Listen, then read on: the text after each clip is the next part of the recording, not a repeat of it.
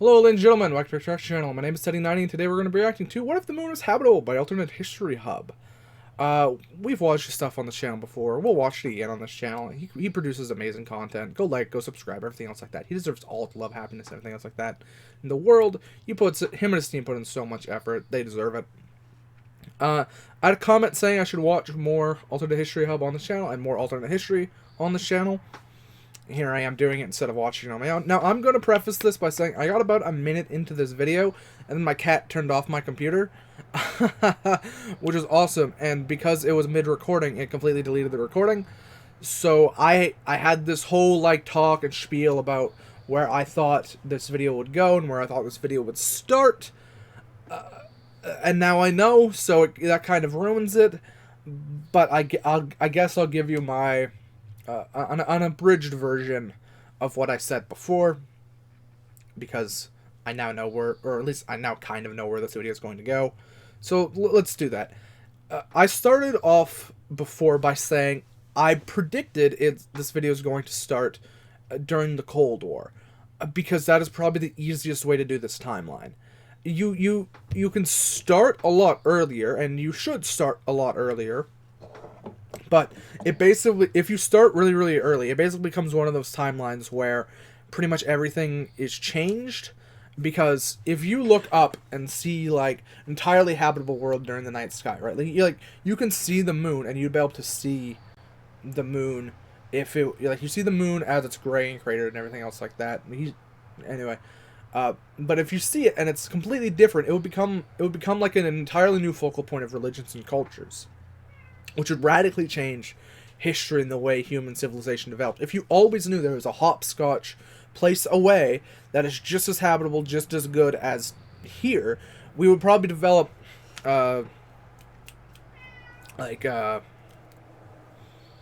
telescopes and everything else like that a lot sooner.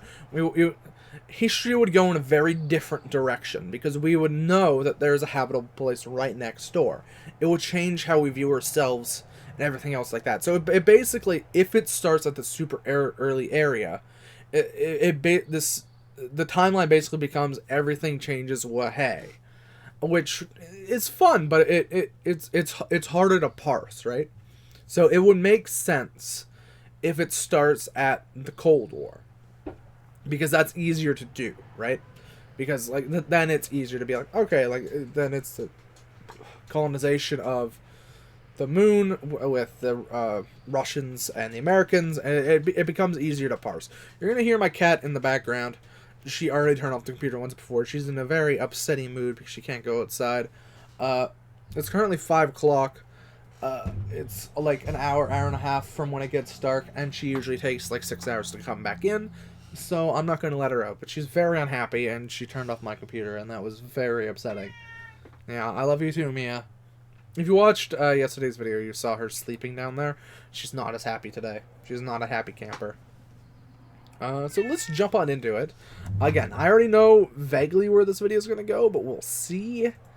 Yeah, so let's just go.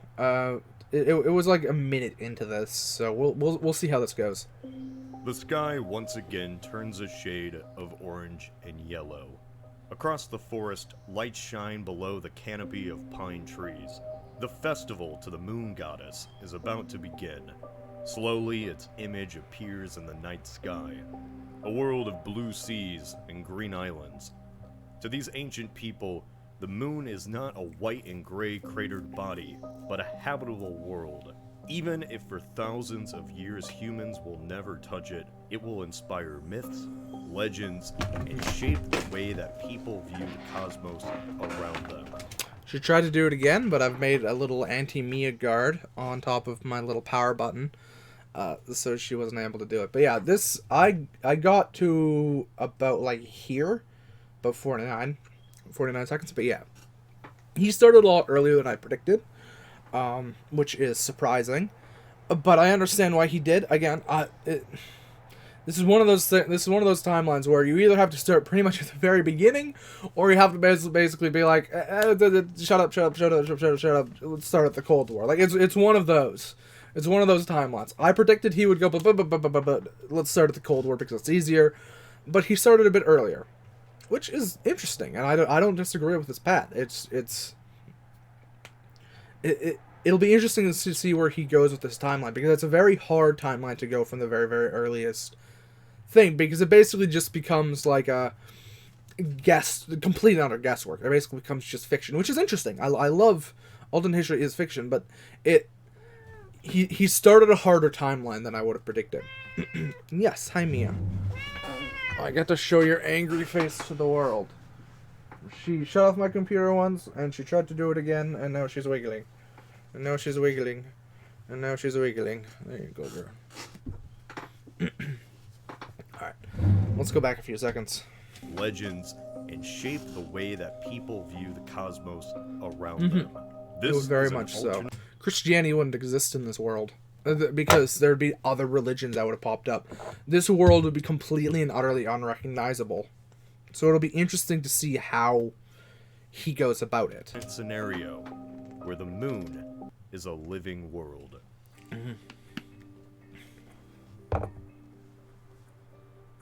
Okay, I know, this is a crazy idea. Usually when these alternate timelines involving geography are discussed, it comes with a small kernel of truth from the past.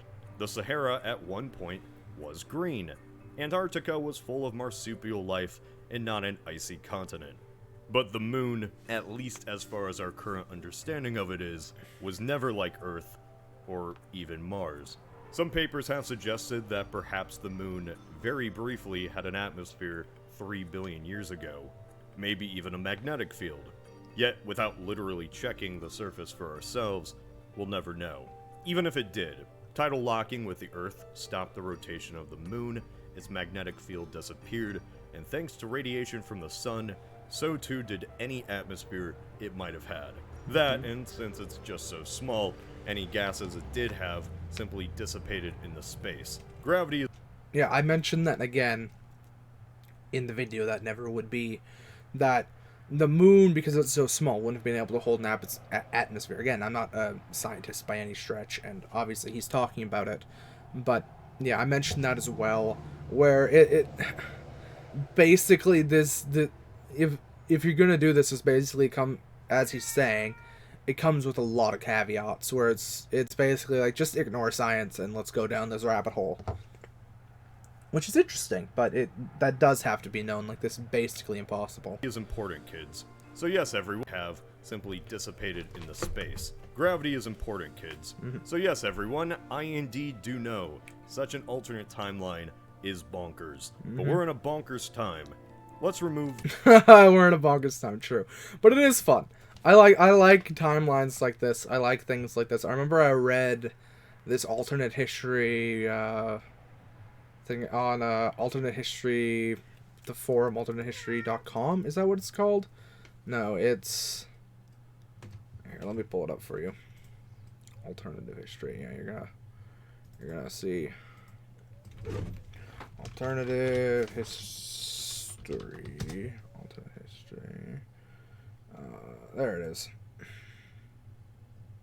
Yeah, alternatehistory.com.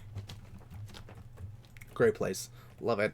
If you ever have any interest in alternate history, come here. They have a lot of cool videos, stories and things like that. Great place. But I read one where if Mars was green, but it started during the Cold War, because the author specifically said it's basically impossible to start any earlier. But I love timelines like this, no matter how nonsensical they are. The science from this idea and just go with it. Let's just assume one of those ships from Spores seeded it with a life bomb. God, I love Spore. Yeah, that makes sense. In this alternate timeline, the moon is a world that is very much like the Earth. A thick atmosphere, an ocean, and potential for life. Just from these conditions, though, it doesn't mean the moon has to be a world of greens and blues. Even for the Earth, early in its history, when it had single-celled life, the oceans weren't the blue that we know today.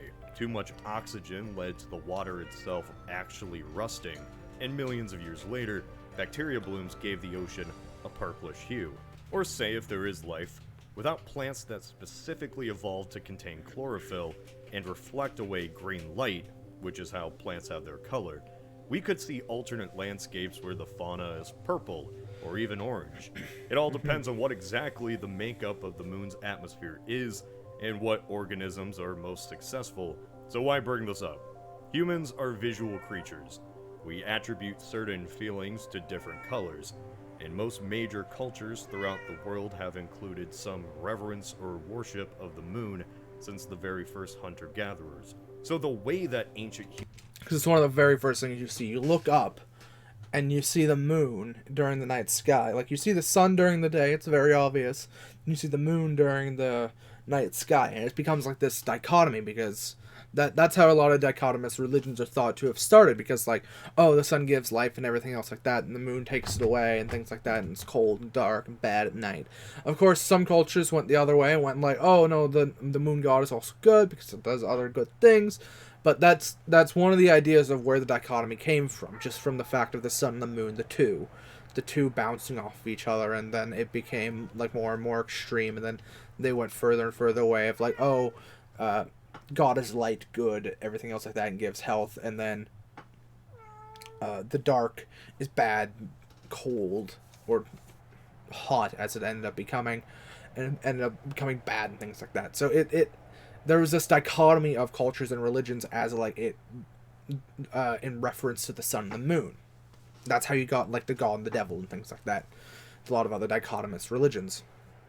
I think Zoroastrianism was one of the first that really went with the duo. Don't know what the term is, but like the dichotomy between the two. Yeah.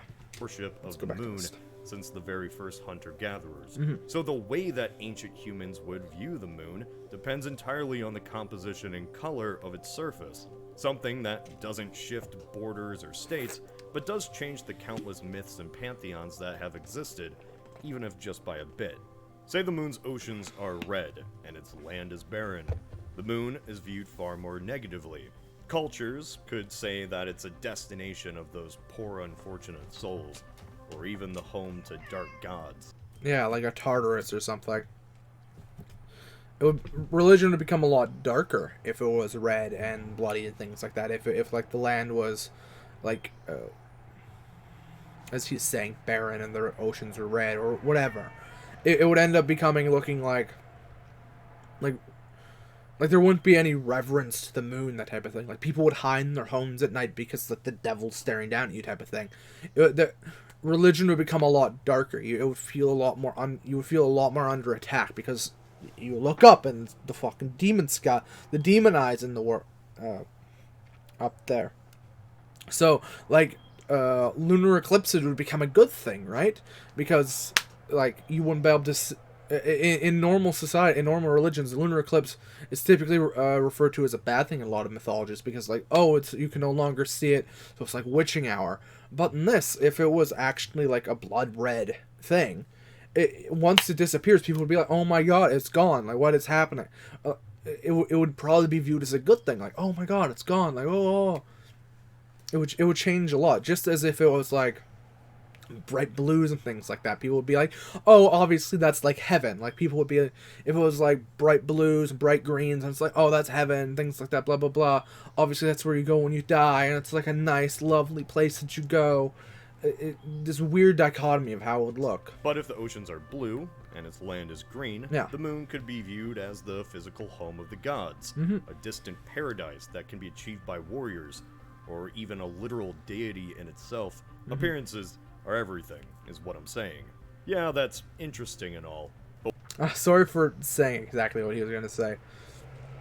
Similar Trek 9, what it seems. really is the main effect is another form of myth, how humans view themselves in the context of the heavens. Yes, we all know about the debate between the Earth in relation to the sun, but up until modern times, even the planets themselves weren't viewed as actual worlds like our own. The best we knew of them was that they were just distant balls of light that moved differently compared to the stars. The ancient Greeks, for instance, believed that planets were made of incorruptible material, a part of the heavens, and the reason the moon was different was because it was a part of the earthly realm. But if the moon resembled Earth, or ancient people at least recognized that it looked similar to the place they live, that perspective might change. They could have an opinion in a way that's more accurate, but also less so, that the planets and places apart from the Earth could maybe be just as real as the world they live on. Stories and legends about other cultures and people that live in the heavens. Of course, this varies depending on the culture, so let's assume everything progresses as normal up until people can actually land on this alternate moon. The urge to do so is certainly greater than in our own timeline. So whoever lands first, what could they see? We're Ocean Cleanup Group, And I added. and we've built a free search engine that cleans the ocean while you search the web. I'll allow the Switching ad to your go, browser just so to he Ocean can Cleanup make some money You off of can this. remove one He plastic deserves bag it. from the ocean for every 2 searches you There make. are Just a like lot your of plastic regular bags search in the engine, ocean. Ocean Cleanup Group lets you browse the internet, with one difference. We use 100% of our advertising revenue to clean the ocean.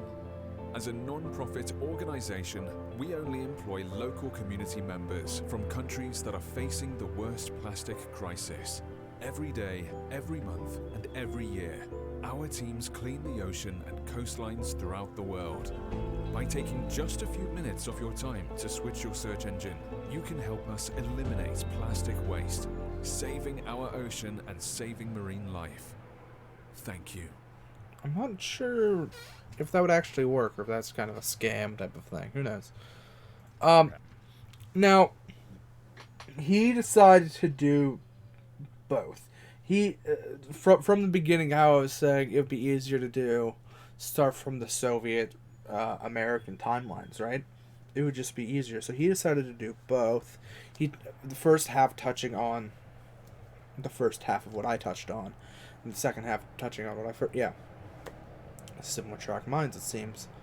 Well, really the only way to handle this. Again, I understand why he's doing it. You have to throw all of this out into the wind, because it is pretty much impossible to make an actual timeline from that beginning time, right? It is basically impossible. It's so complicated, because you'll basically get stuck in early civilization. You get stuck in religion. That's where you'd get stuck if you continued down the timeline of where he first started, like where people are worshiping it. It would be all entirely different on what the moon looked like and everything else like that, and it would change radically. You would have to. It would get stuck here, basically where it is here. It would get stuck here, and it would end up discussing how he thinks different cultures would then develop. Because cultures would change, religions would change, because religions affects cultures a lot more than a lot of people realize. He obviously realizes it, but like religion directly affects culture. Culture has less of an impact on religion. Like religious beliefs radically change culture. Of course, the two are generally interconnected, but religion's super important. So, again, different looking moon, different religions, everything changes. So I understand why now he's jumping into the space race, because that's probably the easiest place to start reasonably. It just is. It's because you have a better handle on it, and it's so like nearer to our timeline that it's easier to grasp what would happen. But realistically, a lot would change. It would be interesting to see. Like, somebody write out a timeline. She tried to turn off my computer again. It would be interesting to see somebody write out a timeline where it starts in that super early civilization and then, like, goes on and on and on. But that would be, like, a lengthy thing. On alternate history, it might be interesting to see, like a group project almost. Like, there are these things on the alternate history, forum that like different people contribute like different like tidbits to the timeline. It would be interesting to make collaboration, like not with me and him obviously, but like here there's like different collaborations that you can do, and then like build it up. That'd be fun to see what would happen there. But I understand why he skipped ahead to the Soviet timeline. It's good that he talked about the beginning phases. He talked about a lot more than I would have thought about. Yeah, depending let's go. on the culture. So let's assume everything progresses as normal up until people can actually land on this alternate moon. The urge to do so is certainly greater than in our own timeline. Oh yeah, it. He says we would have gotten to the moon a lot faster. Like space technology and things like that would have progressed at a ridiculous rate because we would have been like, oh, obviously there's something else up there. Like we would have had this massive drive to get us up there. It would have been like inbuilt in our religions and cultures to be like, oh, we need to get up there. We need to get up there. It would have rapidly. So whoever lands made first, space technology what go. could they see, perhaps? However you'd imagine life on the moon is entirely up to your own imagination. There is no basis for how these organisms may look, so imagine some pure speculative evolution. What forms of life could take place in an environment a third of the Earth's gravity? For example, every vertebrate land animal has 2 arms and 2 legs, not only because terrestrial organisms evolved from some distant ancestor that had 2 arms and 2 legs, but because on Earth's gravity, this is the most successful way of getting around. But in the moon's weak gravity, life doesn't need to follow the same general body plans we take for granted. 2 arms and 2 legs, for instance, certainly don't need to be the norm. Taller, thinner species with less appendages could get along just as fine in their own small gravity. Larger plant life, however it may look, could grow far taller. There could be ways of flying about, not even needing what we think of as wings. I know I'm throwing a lot out there, but this is something very real to consider when speculating how life on other planets could operate. It's just in this scenario, those organisms live right on our front door instead of light years away. Yes, this would bring about a lot of questions and have a lot of answers, but that's greater philosophy stuff. We all know that if the moon was basically a miniature Earth, concepts of life on other worlds isn't going to be the main focus of actual nations. Nah, the only thing humans really care about most of all is that there is a place with abundant land, resources, and a good position to one-up their rivals. The race to create better technology to get to the moon and protect said colonies and resources. Space, even in our immediate neighborhood, instantly becomes militarized. The perspective that our society currently has on space. Give me a second. She knocked away the anti-Mia guard. Another anti-Mia guard in place. Space travel, spread out for the betterment of mankind, explore new worlds for science and knowledge. This is going to sound pessimistic, but that only exists because we don't have the current technology to build massive bases or extract specific valuable resources from far-off worlds. Only difference in this scenario is the space race doesn't end once man lands on the moon. The floodgates are now opened, the New World colonization pumped up to 11. So why would the moon be so important outside of petty rivalries? Even in our timeline, it's one of the most valuable pieces of land in the solar system for humans. One of the most expensive barriers to space travel is just leaving Earth's gravity. Fuel's expensive. However, if a nation did, say, have a moon base, the investment right off the bat is expensive. However, it'd make launching ships to other planets far cheaper and easier. Even if the moon in this scenario does have an atmosphere, the moon will become something like a giant harbor. At first, a stepping stone for future colonization of Mars, in what was once simply a mysterious place orbiting the Earth, becomes another center of competition. I'll leave it at that, because, like I said, such a scenario is crazy. Just the simple change in appearance of the moon directly impacts the stories that humans tell themselves. The race into space would be less a collective effort and more the same drive for conquest we've always seen. Maybe it's a good thing our moon isn't seen as the most attractive piece of property. Our exploration of far-off places, as of now, is still in the name of science and discovery. It's one to ponder, imagining how instead of seeing a cratered ball of white and gray, we'd instead see an entire alien world in the night sky.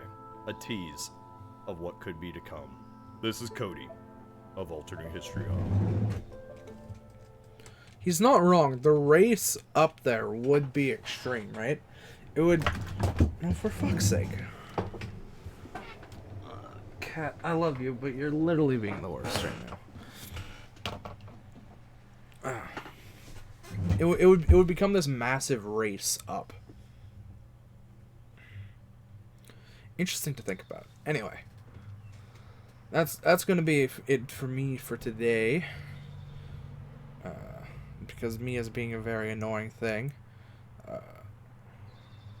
If you like this video, go like, go subscribe, and everything else like that down below. He deserves all the love, happiness, everything else like that in the world.